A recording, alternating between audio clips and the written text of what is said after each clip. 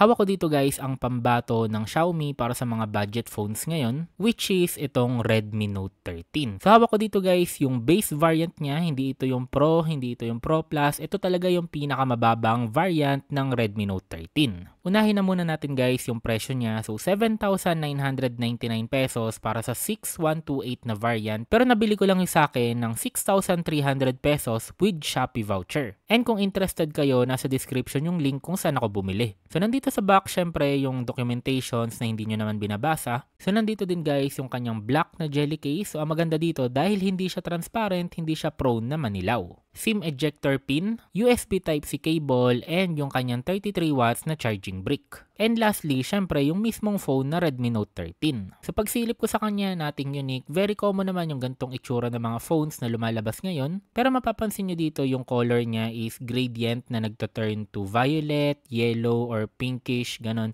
So, depende kung nasisinagan siya ng ilaw, nagbabago-bago yung colors niya. Glossy yung design niya, pero hindi naman siya totally na fingerprint magnet as you can see. Kaya kung plano mo to gamitin ng walang case is okay naman siya. Maganda rin dito kasi meron siyang headphone jack and dual speakers na rin siya. Corning Gorilla Glass 5 na rin pala yung protection niya and meron pa siyang IP54 dust and splash resistant. Meron din siyang hybrid slot, so pwede kayo dito maglagay ng dalawang SIM card or isang SIM card then isang micro SD card. So meron siya ditong 6.67 inches 1080p by 2400 pixels na AMOLED display na para sa akin isa to sa pinaka-selling point ng phone na to since for around 7,000 pesos is naka-AMOLED display ka na. And kung mapapansin nyo guys, sobrang nipis din ng kanyang bezels from gilid to taas including yung kanyang chin na tipong mid-range to flagship level na yung kanyang display. So para sa akin lang guys both pros and cons niya yung kanyang display kasi unlike ibang phones na nasa price range niya na nakatutok sa performance, itong Redmi Note 13 is tinutok niya sa kanyang display. Meron din pala siyang 120Hz na refresh rate na for me, naging smooth naman yung aking experience sa paggamit nito. Pagdating naman sa battery, meron siyang 5,000 mAh na capacity na capable up to 33 watts na wired charging.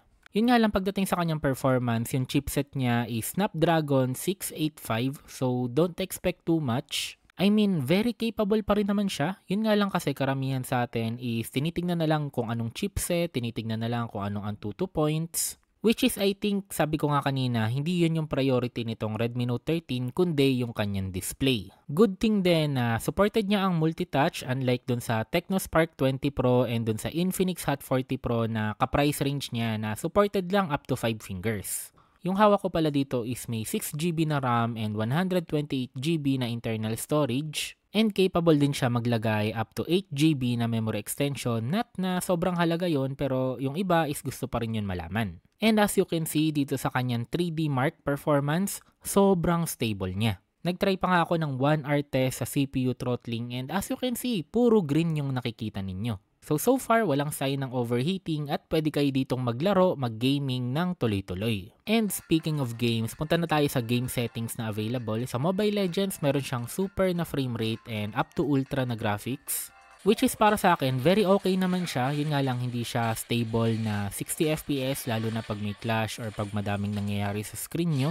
So ang isasuggest ko is pwede nyo namang ibaba yung graphic quality since mas mahalaga yung FPS para sa gantong type of games. And since naka-AMOLED naman yung ating display, kahit ibaba nyo yung graphics quality niya, sobrang ganda pa rin yan tignan. Pagdating naman sa Call of Duty, pwede nyo ditong pagsabayan yung very high na graphic quality and medium na frame rate or low na graphics and high na frame rate.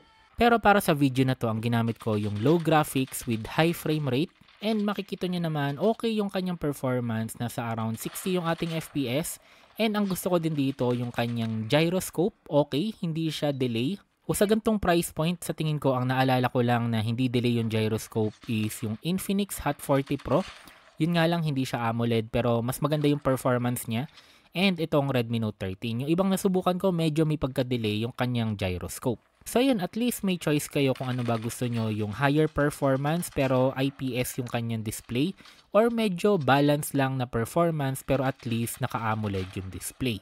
Even sa Wild Rift, kaya niyang isupport yung 120 FPS na frame rate. So pag wala masyadong nangyayari, umaabot tayo ng 90 to 120 FPS. Pero pag may clash na, bumababa tayo up to 70 FPS pero still pag ikaw mismo yung naglalaro, hindi mo mararamdaman na parang lag siya kasi still above 60 FPS pa rin yan. So super smooth pa rin yan. So para sa akin lang mas okay to for MOBA gamers like Mobile Legends and League of Legends Wild Rift since talagang nagpa-pop up yung colors niya dahil nga naka-AMOLED yung ating display. Pero kung pupunta tayo sa mas mabigat na game like sa Genshin Impact, low lang yung ating recommended and pag nilagay natin siya sa 60 FPS settings, mapapansin nyo talaga na kahit naka-low lang siya is nag-i-struggle yung performance niya. Lalo sa open world, even dito sa Mondstadt na hindi pa ganun kabigat na region compared dun sa ibang region dito sa Genshin Impact, may mga frame drops talaga. Ngayon tinry ko ibaba sa lowest which is below sa recommended settings. Pero still halos same lang, talagang nag-i-struggle pa rin siya and may mga FPS drops pa rin.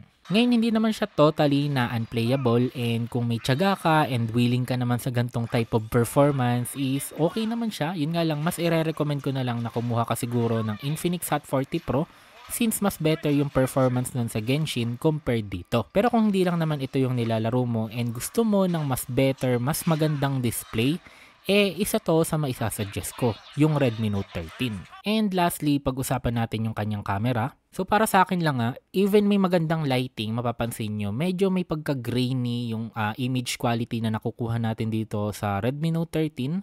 Pero sa tingin ko lang mukhang mas maganda yung camera quality niya compared dun sa mga ibang brands na nasubukan ko nakapresyo niya. Medyo talo lang siya sa video since hanggang 1080p hanggang 30 FPS yung kaya niya and wala siyang video stabilizer. Pero ang pinakatanong, sulit ba ang Redmi Note 13? Para sa akin is hindi and oo. So hindi siya sulit kung talagang performance and power yung hinahanap mo sa phone. Pero kung ang gusto mo is yung balanced performance na may magandang display is sulit naman siya.